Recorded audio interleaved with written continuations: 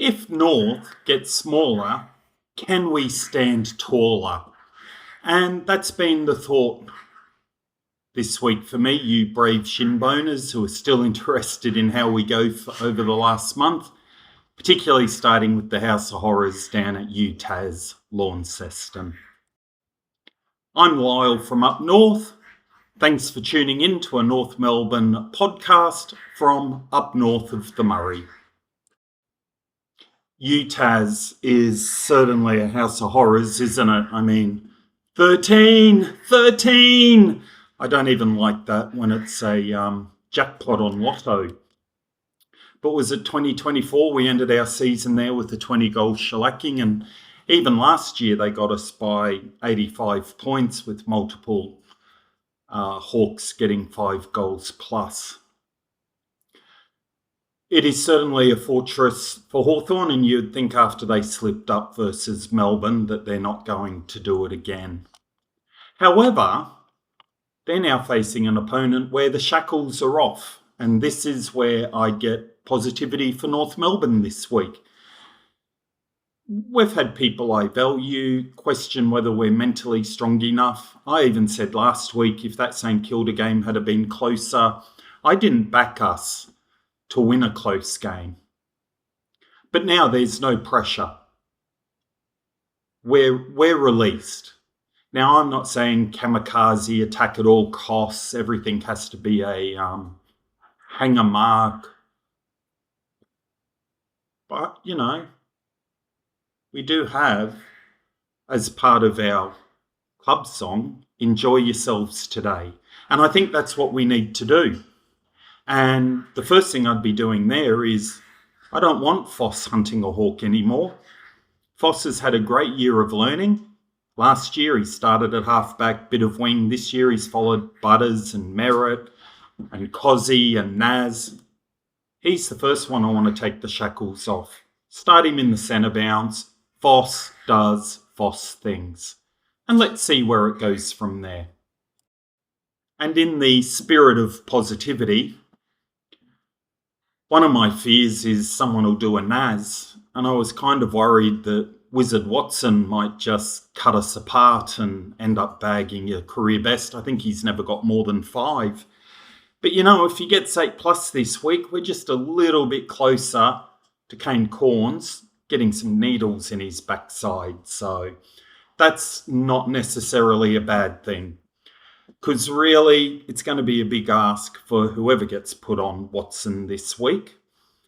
Goda's probably too tall. Hardiman's young, but I think he's got the tenacity to make it work. But yeah, can we help the Wizard win the Coleman? So, selection this week. I've got a few thoughts, but my first one is on Chom.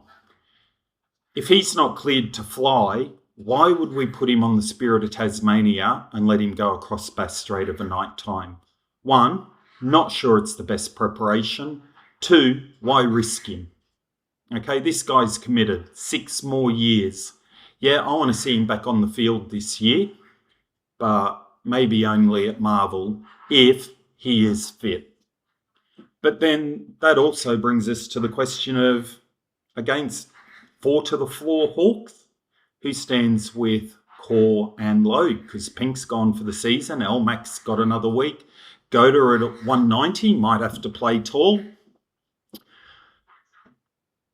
I'm not sure I'd want to put Will Dawson back into fullback because he showed last week really good form as a ruck forward. And apart from that one game against Darcy, he really hasn't shown much in defence. Do we throw Cooper Trenbath back there? And that might get Will Dawson in as our second ruck. I'd love to see his athleticism. I know we need him to kick goals and he's great in the centre bounce, but we drafted him as a key back and, this is kind of all hands on deck. Another option is Matt Whitlock, but I'm not sure he is. Well, they keep saying he needs another 10 kilos, and I think it would be very unfair if he spent the whole year in the forward line to have to get him to mark up on one of the Hawks forwards. So who stands next to Core on the weekend is the big question. And who thought we would have been saying that 4 weeks ago? As for the rest of the team selection, I don't think I can say anything new. Blamise earned it, 30 touches and a goal last week, primarily on the wing. He can also share a wing with Riley Hardiman, bring him back, although he might be needed to go on someone like Watson. And just the thought of Gota, Hardiman, Blamise, I mean, they're the things we're looking for this year, isn't it? We're not looking at the wild card now. So who can we unearth and get valuable game time into? And we're not really unearthing any of those three, but let's give them a run. Let's just lock them in for the last 4 weeks. And of course, talking of giving someone a run or exposure, 42 must play. Now, he will be coming off his quietest game for North since the mid-season draft. But when Whitlock played 56% and Gota played 60%, Griffin can come in and play 50%. Give Grippo a go. All right? That will make us all happy. And the last one is X. Is he fit? Or even Darling, do either of them on their metrics need a week off? Personally, play them both. But we've still got two outside miracle chances at Marvel to come. So, I have no hope this week for UTAS, our House of Horrors. So, let's rest Darling and Cherry if we need to. Give Goad and Dawson, Griffin a go. And, set some of our older players for the Dogs and then the Cats. I tried really hard to ignore, is it the agenda setters this week? But in preparation for this pod, I listened to a little bit of Caro and Kane Corns again. My ears have just stopped bleeding. And I just think this is a storm in a teacup. They've taken 1 or 2 grains of truth. Now, maybe Sonia did apologise to the Melbourne president. Maybe Kate Watts, apologised to the CEO of Melbourne. I mean, was it a 10-minute grovelling apology, or was it just pick up the phone, hey, we would have preferred Clarko not to do it, are we okay? And it could have been part of another conversation about all sorts of things that I'm sure football bosses talk about. And Zurich, it's a big issue. And Zurich were the last insurance company standing. Brayshaw, Clarko knows the Brayshaws. I mean, I can't remember at all what Clarko said. So, but most importantly, this brings us back to should Clarko coach next year, because they're hinting the board might get rid of him. Elmac signing. I mean, these are the silver linings we hang on to at this time of year, isn't it? Elmac signing for another year. Who else was he going to play for? Voss signed on for 2 years. Great. That's pretty common for kids coming out of their first contract. And then we'll shotgun Dawson. I haven't seen the video yet, so I'm not counting on that one. By the way, if you've been wondering, I managed to win an auction this year. This is Will Dawson's Anzac Day jumper. Certainly wasn't in the AFL that day. I did have slim hopes I might have been able to fit into that one, but it come down to about here on me. And anyway, it looks good on the wall, doesn't it? But Chom's signing on for another 6 years. I don't think you might sign on for 2 years if you want to be, North Melbourne are hanging by a thread, sack Clarko. You're not signing on for 6 years if you're not happy with your coach for the next year or two. So I'm not saying Clarko deserves an extension. But I don't know. Was it a slow news night? I thought there was plenty to talk about with Ty Gallop and the floating fixture, etc. So I don't know. Probably a few sprinkles of truth in there blown all out of proportion. And on a positive note, it feels like the AFLW starts this week. And growing up in Queensland, I'm a big fan of State of Origin. I understand what happens with Aussie rules.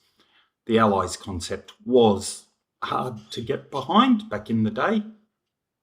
But how good is it, Australia versus Ireland, in AFLW rules, not a hybrid game? And I'm genuinely torn here because, hey, it's Australia. It's a North Melbourne captain, Jazzy Garner. It's a North Melbourne coach, Darren Crocker. But like Vicky Walls, her and Tess Craven are my two favourite North Melbourne women. And I've got this awesome photo here of Vicky Walls and blah blah. It was only round 2 or 3 last year when I got this photo, and I just wanted a photo of me and Vicky, and she politely suggested blah blah get in, and who was I to say no to Vicky? And so glad that I've got these two in here. Blah blah's run of goals and form at the start was sensational. So this week, I don't know, my heart's saying Ireland. At least they got the right colours, I think. Green and gold? No. But yeah, I'm really torn more than I've ever been over a game before because Aussie, blah, blah, Vicky, etc. So whatever happens, I'm going to enjoy the game, and welcome back to the wonderful AFLW players. And a new segment for me to put out today, a bit of viewer feedback. So Fiasco. Yeah, it certainly was a lacklustre effort last week. I share your pain, and I hope it wasn't lazy, but yeah, let's see a few more skills this week. And to Gareth, you've given me a couple of bits of positivity over the last month, but it was awesome to know you were at the night that royalty reigned, Carey's 11 goals. Yeah, it was. Got our head shaking, didn't it? Just how good he was. And I forgot all the other players that St Kilda went after as well as Capuano. Fraser Gehrig, I would have loved him at North. Brett Voss and Stephen Lawrence, not so much. And then, yeah, it was a period of chaos, getting rid of Stan Elves, a grand final and finals and pre-season cup. And then they boot him for Malcolm Blight, and Malcolm Blight's leaving his house in his boot. So they say a curse is to live in interesting times, and Matty Capuano certainly did that at St Kilda. So thank you to those that have hit subscribe. It's not in my nature to ask for someone to subscribe, but thank you very much for that support. And I really do enjoy your comments, knowing what other people are thinking, or were you there? Because particularly these upcoming games, if you're live at one of them, it looks different to being on TV. So thank you. I've just been in a horrendous queue at Red Rooster waiting to get dinner for the boys, and no debut video come through, and I think it's nearly 7 o'clock now. That's how long I've been there. I was hoping to get home for the 6:30 team announcement. Shotgun and Blamais were the form players last week, but we're still too tall. No Hardiman. What is it with dropping Cooper Harvey and Whitlock? Why is it always the kids, Clarko? I'm not even sure this is the best team to get it done, but I'm still going to be watching on Saturday. So back to my initial pondering. Can North Melbourne get smaller? Will Clarko give up the land of the Giants down forward? And if so, can we stand taller? What are we trying to get out of this game today, shin boners? Sorry, Saturday. I want to see a bit more youth. I want to see us a bit smaller. I want to see us play without fear. The shackles are off. Isn't it bad when Roo reckons I'd be stoked if we went under 50-point loss? I'd be over the moon if somehow we keep them under 100 there, because that is big steps for us given the last few games.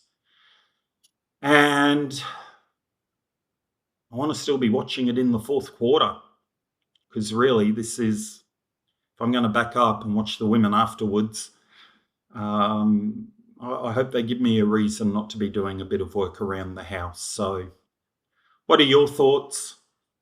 Will you even be watching? And until next time, this is Lyle from up north. Up north!